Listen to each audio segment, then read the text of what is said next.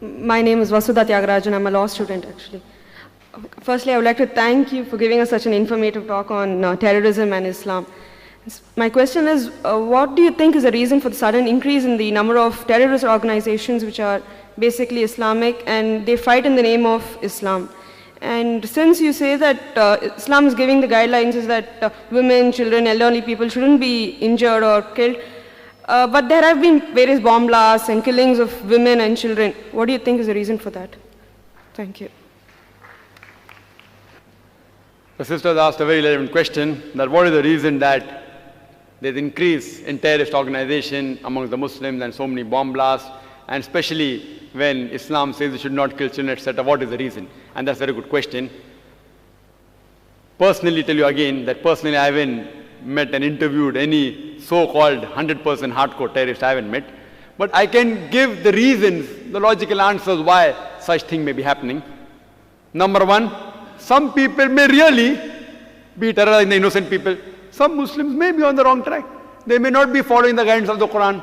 Like you have black sheep in every community. One of the number one terrorists of human history, who it is? It is Hitler. He has incinerated 6 million Jews. So can I blame Christianity for that? Hitler was a Christian. So I can't say because Hitler incinerated 6 million Jews, therefore Christianity says that you have to. He alone, if you add up all the terrorist organizations put together, I doubt whether they'll reach 6 million. One individual alone. Again, Mussolini. Mussolini is a Christian.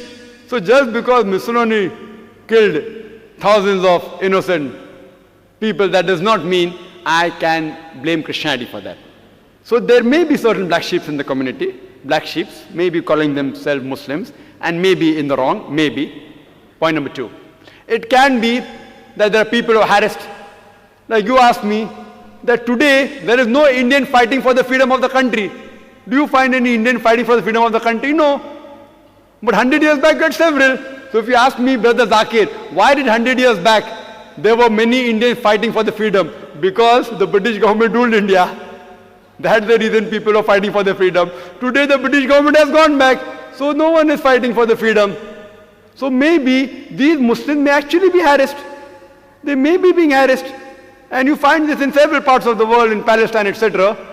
That you find that maybe if you go to the history, if you go back to the history and you find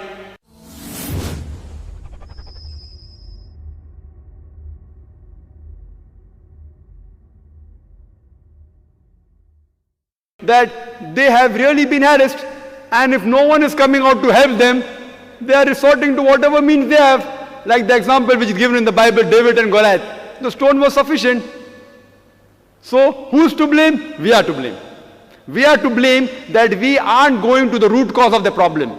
If there's a terrorist organization, we have to go and really find out what is the reason that they have resorted to terrorism.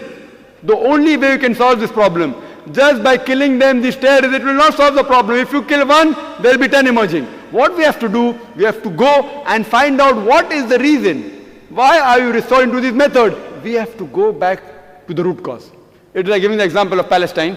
When Hitler incinerated 6 million Jews, the Jews were kicked out from Germany.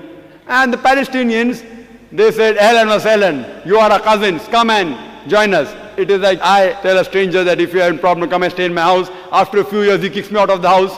And when I start making a noise outside my house, that see, these people have entered my house, so you call me a terrorist. Am I a terrorist? I have welcomed a person as a stranger, just as a human brother. I got him to the house. After a few months, he kicks me out, and when I say that I want my house back, you say that I'm a terrorist. Who's to blame? We are to blame.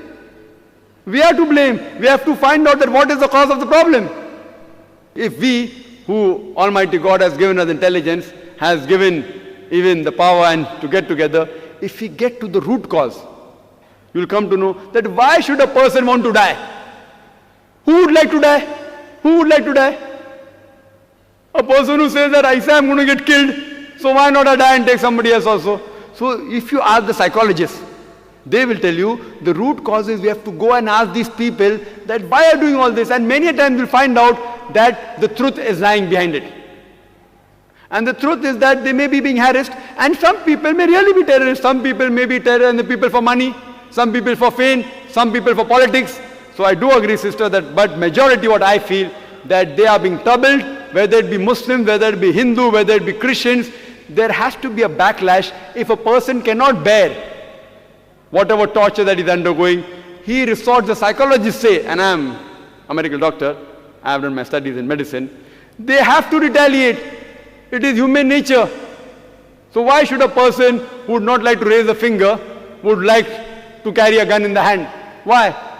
So what we have to do, we have to find the root cause and try and solve this problem. That's the only way we can see to it that these terrorizing the innocent people will stop and all human beings can live together as one brotherhood.